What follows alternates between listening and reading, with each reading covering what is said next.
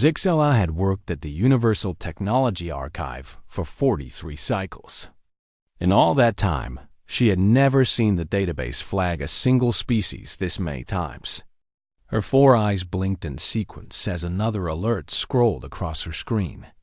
Another human solution marked as unorthodox, yet remarkably effective. That made 72 in the past hour alone. The archive was the pride of the Galactic Concordance.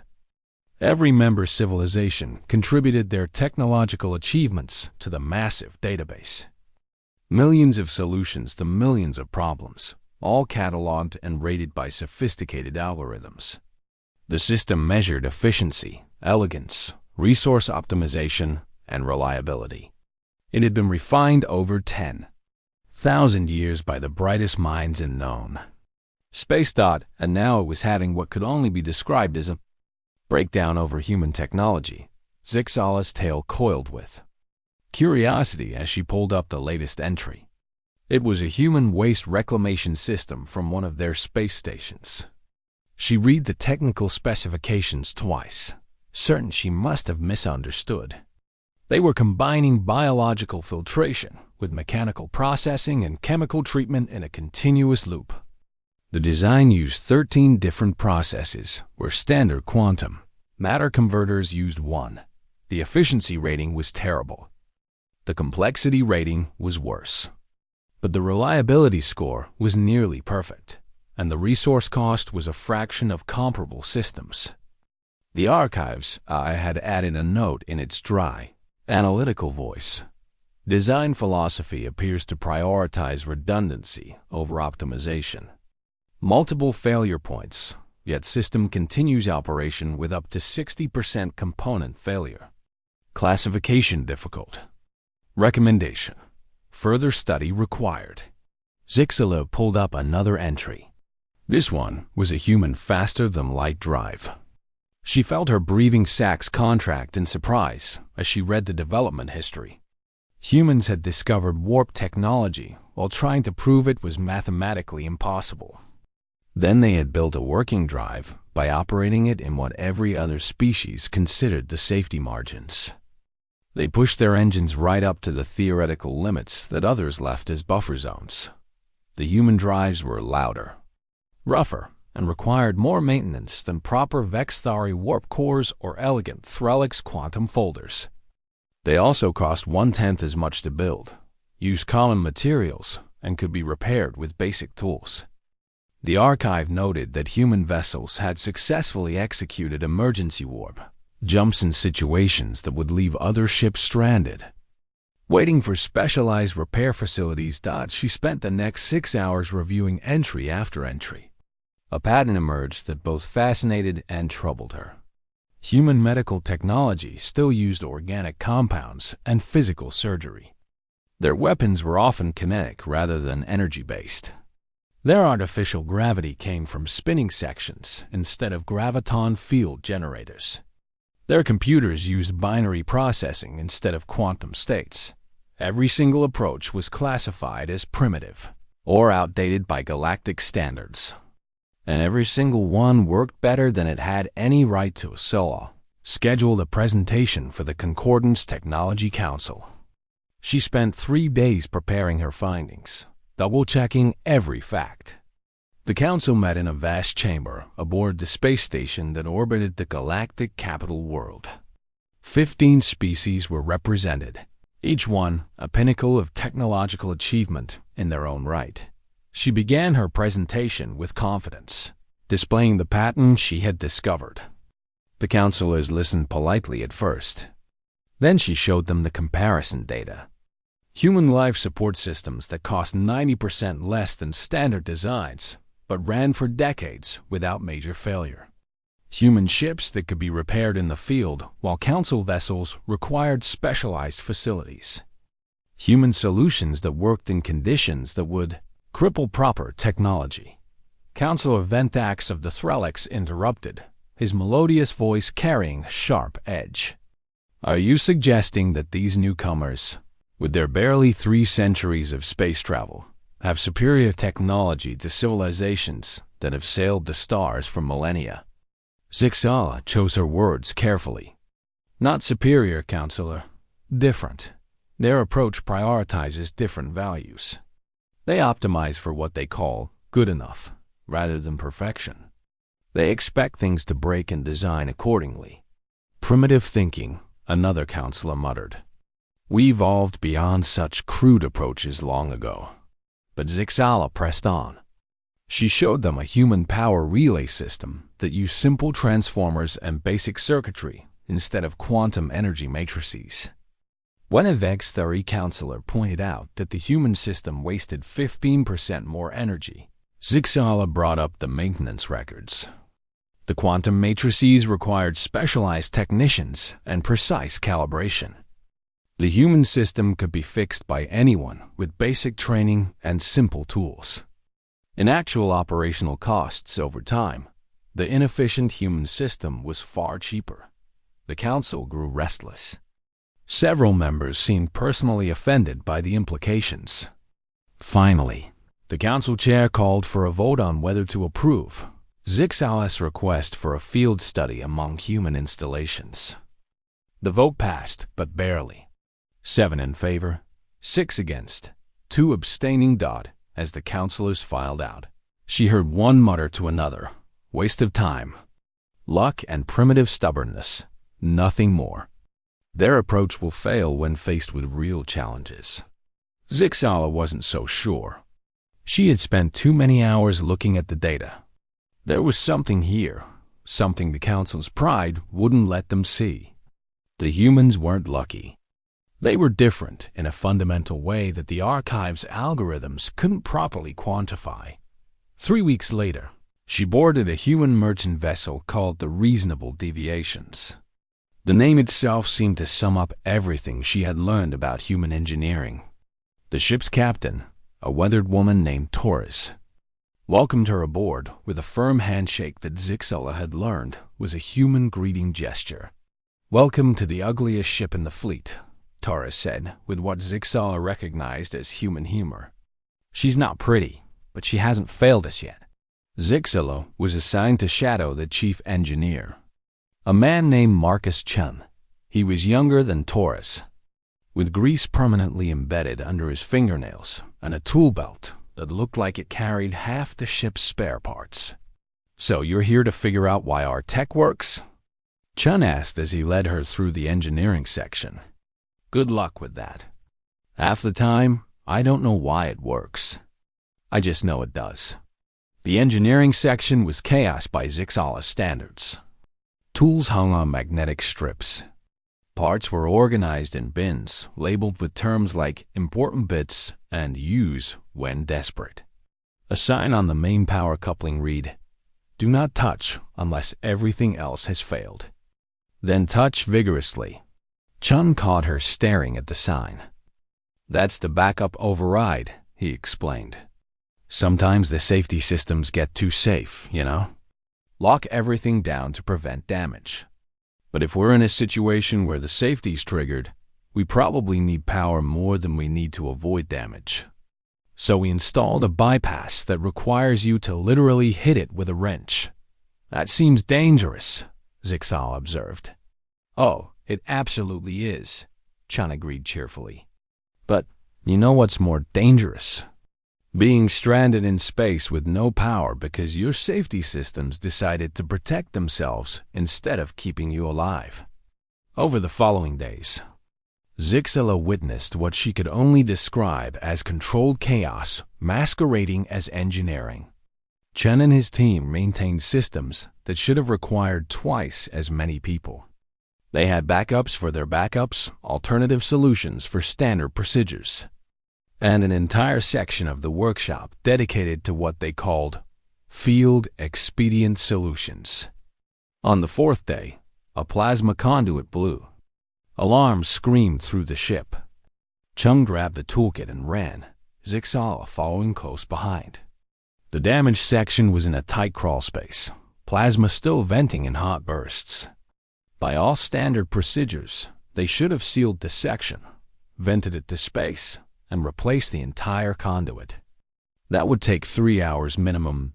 Chun took one look at the damage and started pulling things from his toolkit. Thermal paste, cargo netting, a spare power coupling that clearly wasn't designed for this use, and something he called the universal solution. It was a roll of silvery adhesive tape. Zixala watched in horror and fascination as Chun jury-rigged a bypass using components that had no business working together. He wrapped the whole assembly in the cargo netting for structural support, sealed it with the thermal paste, and wrapped the whole thing in layer after layer of the silvery tape. "That won't hold," Zixala said. "The thermal expansion alone will—" "Yeah, I know," Chun interrupted, giving the assembly a solid whack with his wrench. "The plasma flow steadied. That's why I use the netting. Gives it room to expand and contract. The tape is rated for way more heat than it should see, and the spare coupling will handle about 120% of normal load." But regulations state. Regulations were written by people who never had to keep a ship running with a quadrus. Cargo hold full of temperature-sensitive medical supplies, and the nearest repair station 4 days away. Chun secured the access panel and checked his handheld monitor. "There, conduit is running at 95% efficiency. We'll replace it properly at the next station, but for now, it works." And it did work. That was the part that kept Zixala awake that night in her quart. Chun's repair should have failed. At best, it should have been a temporary patch lasting a few hours. But the monitors showed it running smoothly, handling normal loads without issues. She thought about the council's dismissive words: primitive stubbornness and luck. But this wasn't luck. This was something else entirely. Something that maybe couldn't be measured by efficiency ratings and optimization algorithms. The humans weren't trying to build the best possible solution. They were trying to build a solution that worked when everything went wrong. And in a universe that seemed to specialize in things going wrong, maybe that was the smarter approach after all. The reasonable deviations arrived at Human Trading Station, Galileo 7, 2 days later. Zixala had spent those days observing Chun and his engineering team, documenting what she saw. Each entry in her report seemed more improbable than the last, yet every improvised solution continued working. Galileo 7 was built into a captured asteroid, a common enough design across the galaxy. But the human implementation was unlike anything Zixala had seen before. Where other stations used graviton field generators for uniform artificial gravity, the humans had simply spun their asteroid. The rotation created gravity through centrifugal force, a method so old-fashioned that Zixala had only seen it in historical archives. "Graviton generators are expensive," Chun explained as they disembarked. "They break down in weird ways, and when they fail, people float away or get crushed by sudden gravity fluctuations. Our way? If the station stops spinning, everybody knows something is wrong, and we have hours to fix it before it becomes a problem. Plus, the rotation is powered by momentum. As long as we give it a little push now and then, it costs us almost nothing." The station administrator, a broad-shouldered man named Kowalski, gave Zixala a tour. Like the ship, the station was a maze of practical solutions that violated every principle of elegant design. Environmental systems used a combination of algae tanks, mechanical filters, and chemical scrubbers. Power came from solar collectors, fission reactors, and something called backup generators that ran on refined hydrocarbons. "We learned early on not to put all our eggs in one basket," Kowalski said, mixing metaphors in a way that made Zixala's translator struggle. "Solar is great until something blocks the sun. Fission is reliable until it needs maintenance. The backup generators are loud and dirty, but they'll run on almost anything that burns. Together, we've got power no matter what happens." Zixala documented everything, her confusion growing. Every human system seemed designed around the assumption that failure was inevitable. They didn't try to prevent failures so much as make them survivable. Redundancy, layered upon redundancy. Alternative methods waiting in the wings. Nothing optimized for best performance, but everything optimized for continued operation. In the station's medical bay, she met Dr. Sarah Okonkwo. The human doctor was examining a Vexthori patient who had suffered an injury during a cargo loading accident. Zixela watched as Okonkwo used what appeared to be primitive scanning equipment, manually operated surgical tools, and organic compound medications. Why not use cellular regeneration? Zixela asked. It would heal the fracture completely in hours. Okonkwo didn't look up from her work. We have regeneration tech, but it's expensive, requires constant calibration, and works differently for every species. This patient's bone will heal naturally in a few weeks with basic support.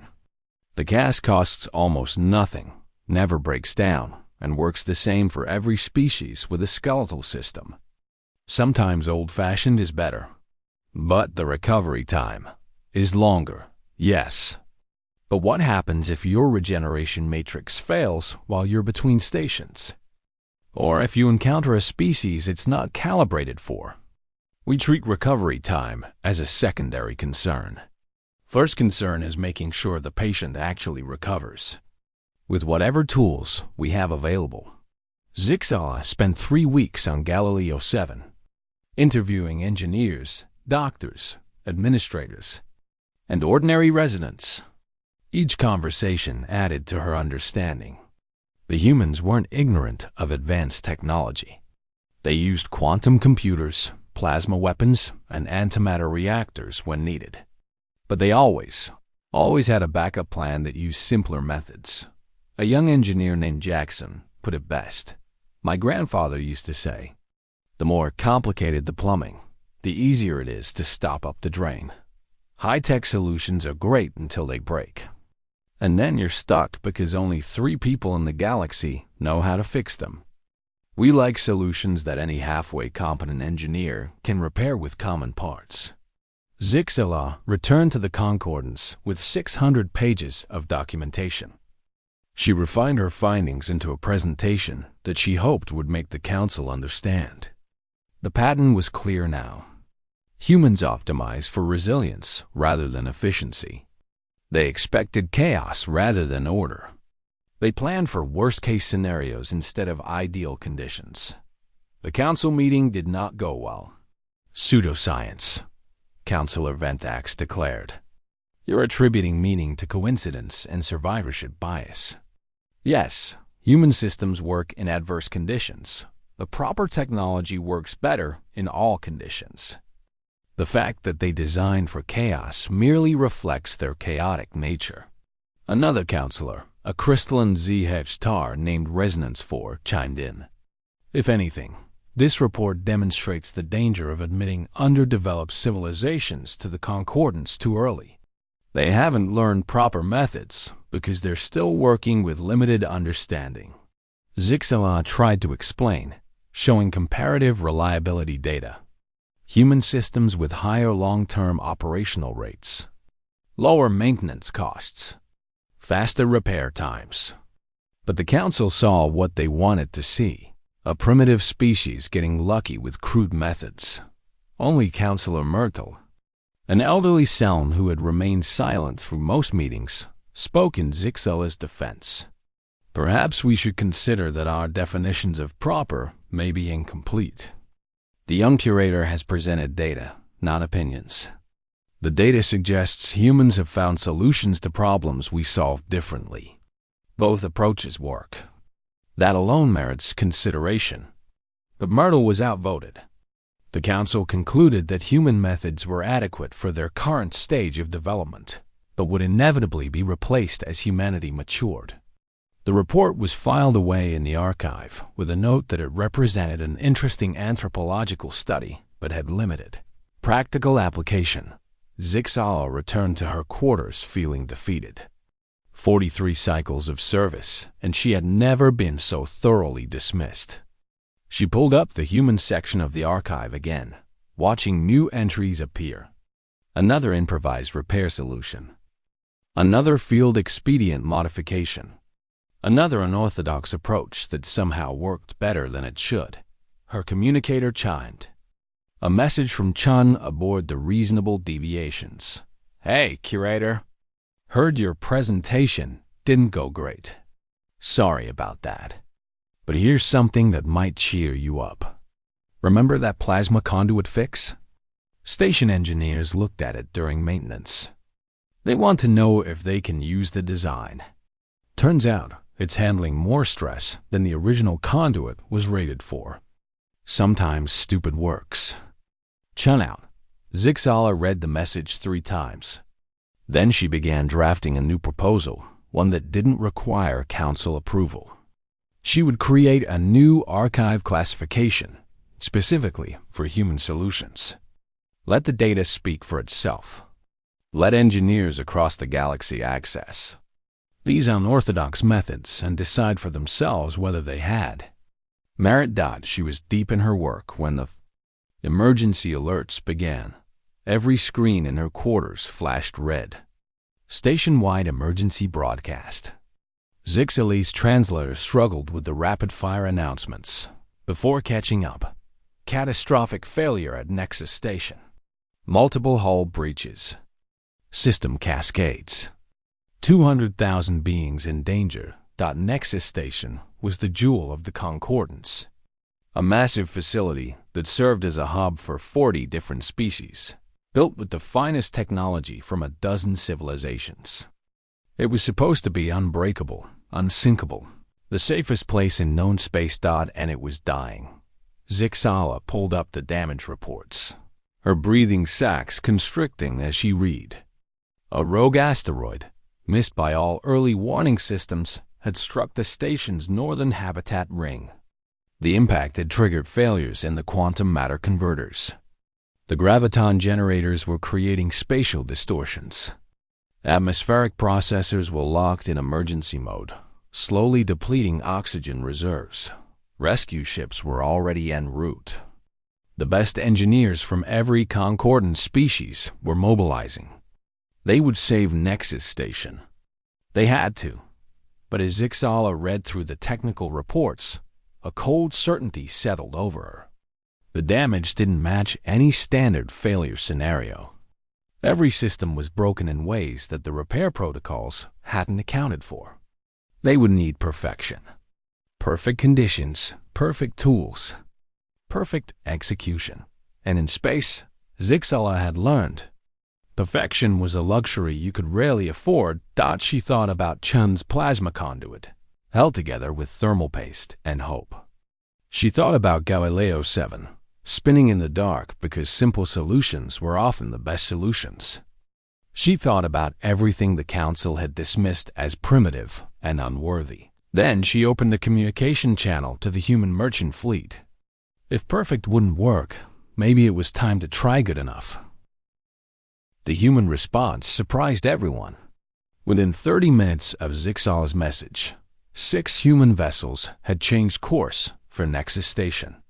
The closest, an industrial repair ship called Murphy's Law, pushed its engines beyond rated capacity and arrived just 18 hours after the disaster. The ship's chief engineer, Sarah Okonkwo, was the same Dr. Zixala had met on Galileo 7. The human had smiled at Zixala's confusion. Medical degree was my second career. I got bored. Engineering is more fun. Okonkwo brought 19 other engineers with her, a tiny crew compared to the hundreds of specialists from other species already working on Nexus Station. The Concordance engineers had been at it for 16 hours already, and they were failing. Zixala watched from the emergency command center as a Threlix repair team attempted to restore the quantum matter converters. They followed protocol exactly, using specialized tools brought specifically for this equipment. The converters flickered online for 30 seconds before cascading into failure again. The damage was too extensive, the systems too disrupted from their baseline calibration. A Vexthari team tried next. attempting to bypass the converters entirely and route emergency power from the station's core. But the power couplings were warped from impact stress, and standard couplings wouldn't fit. They needed custom fabrication, which would take hours they didn't have. Oxygen levels throughout the station had dropped to 70%. 40 more hours at most before the atmosphere became dangerous. The spatial distortions from the malfunctioning graviton generators were getting worse, creating pockets of crushing gravity and total weightlessness at random. 3 more engineers had been injured trying to reach critical systems. Okonkwo took one look at the damage reports and started issuing orders that made the other engineers stare in horror. Team 1, I need you to rip out converter sections B7 through B12. Don't salvage them, just rip them out. Clear the space. Team 2, find me every power cable in the cargo bays rated for high load. Don't care if it's just needs to handle the current. Team 3, graviton generators are dead, so we're going to do this old school. Find me reaction mass and thruster systems. A jeune char engineer crystallized his objection. You cannot simply remove quantum converters. The power grid is integrated. You'll cause cascading failures throughout the station. Okonkwo didn't even look at him. The converters are already causing cascading failures. Right now, they're trying to work and failing, which is worse than not working at all. We remove them. We kill the cascade. Then we root around the damage. Root around with what? The ZHFY demanded. Standard power systems won't interface with standard power systems, no. But power is power. Electrons don't care if they're flowing through quantum matrices or copper wire, long as they get where they're going. Zixella watched Okonkwo's teamwork, documenting everything. They attacked the station's problems, like Chun had attacked the plasma conduit, with a philosophy that seemed to be, anything works if you make it work. Where the quantum converters had failed, they ran simple high-capacity cables. Crude. Yes. Inefficient, absolutely. But the cables worked. They pulled power from the station's fusion reactors, which had survived the impact, and routed it through cargo handling systems, maintenance tunnels, anywhere a cable could fit. For atmosphere processing, they bypassed the locked processors entirely. Okonkwo's team ripped out internal transit system fans, magnetically sealed them into ventilation shafts, and created air circulation through brute force. They cracked open the station's greenhouse domes and the algae tanks from the water recycling systems, spreading them throughout the inhabited sections. Not elegant, but plants made oxygen the same way on a space station as they did on planets. The graviton generator problem was more complex. The generators were creating random spatial distortions because they were damaged but still powered. The concordance teams had been trying to repair them, calibrate them, restore them to function. Okonkwo's approach was simpler. Shut them down, she ordered. All of them. The station will lose artificial gravity, a Seln engineer protested. 200,000 beings will be in free fall. Better than random crushing or weightlessness, Okonkwo countered. At least in full free fall, everybody knows what they're dealing with. We'll use the station's positioning thrusters to create a slow spin. Won't be comfortable, but it'll give us about 1/3 standard gravity in the outer sections. Enough for people to function. The Seln engineer appealed to the station commander, Counselor Vent Axe himself, who had been coordinating rescue efforts. This is madness. We should wait for proper replacement components. They'll arrive in 32 hours. Ventax looked at the oxygen readouts, then at Okonkwo. You're certain this will work? No, Okonkwo said flatly. I'm certain that what you've been trying doesn't work. I'm reasonably sure my approach will work. In engineering, reasonable certainty beats definite failure. Ventax was silent for a long moment. Then he gave permission. Proceed. Over the next 24 hours, Zixala watched humans perform what could only be called engineering miracles. If miracles were held together with cargo straps and improvisation. They stabilized a collapsing habitat section using emergency force fields, cycled in a pattern that all the technical manuals said would burn out the generators. The generators kept running. They restored water circulation using the station's waste management pumps. They fixed a hull breach with a cargo container welded into place and sealed with industrial foam.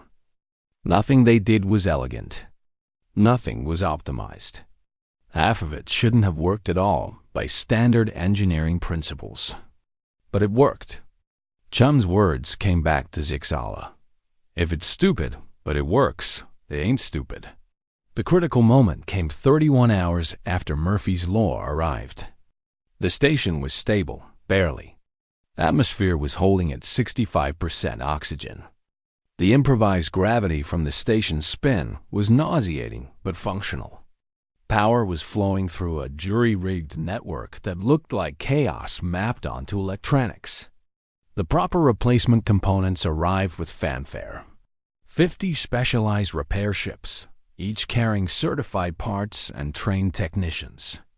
They docked at Nexus Station, expecting to begin the real work of restoration. Instead, they found the crisis already contained. The station was running on human solutions. Not perfect, not pretty, but running. The lead repair coordinator, a pompous Threlix named Harmonic 7, was furious. This is a disaster. None of these repairs meet specifications. The entire station will need to be stripped and rebuilt properly. Okonkwo, covered in grease and running on stimulants and spite, turned to face him. Station's got power. Got air. Got gravity. Got 200,000 people alive who would have been dead in 8 hours if we'd waited for your specifications. You want to rebuild it properly? Great. Go ahead. But my improvised disaster is keeping people breathing right now. Your perfect solution was going to file death certificates. The confrontation escalated. Harmonic 7 demanded that the human modifications be removed immediately before they caused further damage. Okonkwo refused to let her team stand down while lives were still at risk. Station personnel, grateful to be alive, sided with the humans. The situation threatened to become a political incident. Councillor Myrtle, who had arrived with the relief fleet, intervened. The elderly cell moved through the improvised repairs, examining each solution carefully. She traced power cables through maintenance shafts, studied the algae tanks spread through inhabited spaces, ran calculations on the improvised gravity spin. Finally, she spoke.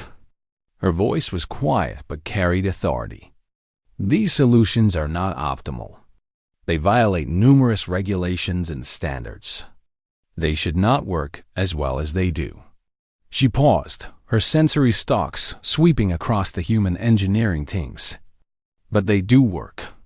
And perhaps that is our lesson today. We have spent 10,000 years optimizing for perfection. These humans optimize for survival. Both approaches have value. She turned to Harmonic 7. You will rebuild Nexus Station to proper specifications. But you will study these human solutions first. Document them. Understand them.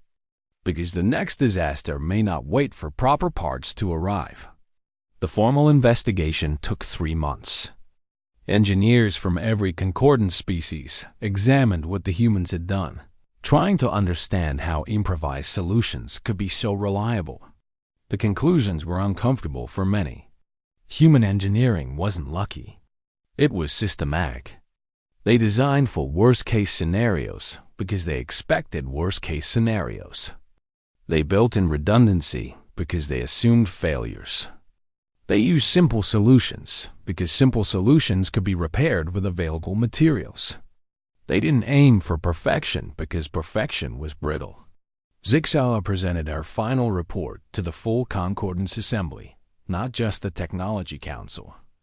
This time, she had undeniable proof. Her report included something new. Comparative mortality rates. Species using standard optimal technology suffered higher casualties in emergencies because their systems couldn't adapt to damage. Humans, with their unorthodox approaches, had the lowest emergency death rates in the concordance. The numbers told a story that pride couldn't ignore. Perfect solutions saved the most people in perfect conditions. But conditions were rarely perfect.